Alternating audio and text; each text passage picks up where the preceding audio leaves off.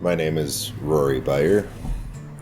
I am an organic dairy farmer by Altura, Minnesota. On our farm, we set up our system in 2008 with money from Equip.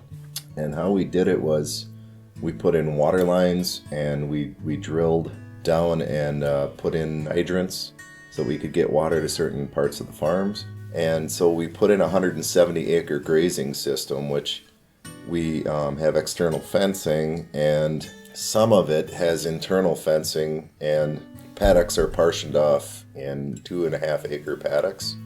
And so it's easy to move the dairy cows from one paddock to the next.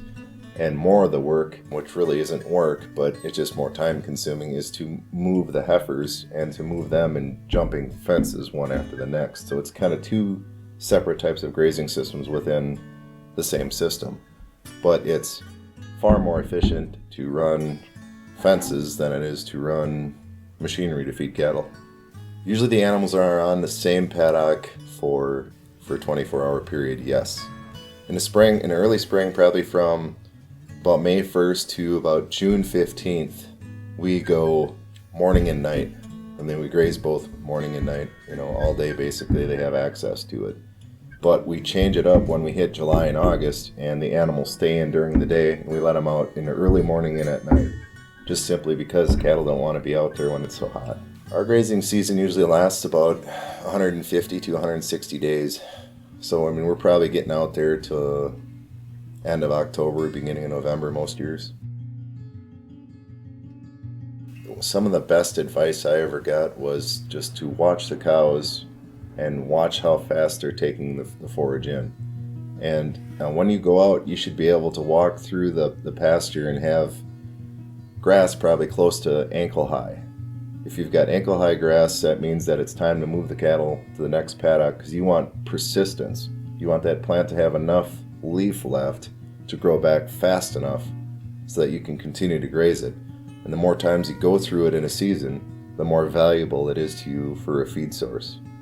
It's going to take time in the spring. Some guys let their animals out way too early, and then so you end up with, short little nubbins the whole season, and their pastures never do that well, and they wonder why.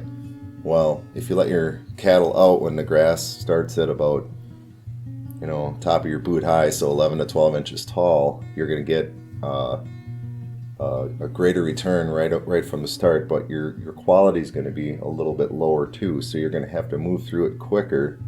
And you may find out that it's easier just to take like a batwing mower and just trim every day behind those animals to get it into a system where you've got different tiers of growth, so that by the time you get back to your first paddock, you're at perfect pasture height, and you've then set up your sward for the season. And it works really good for us to do it that way. We've seen multiple returns that way by grazing our animals that way.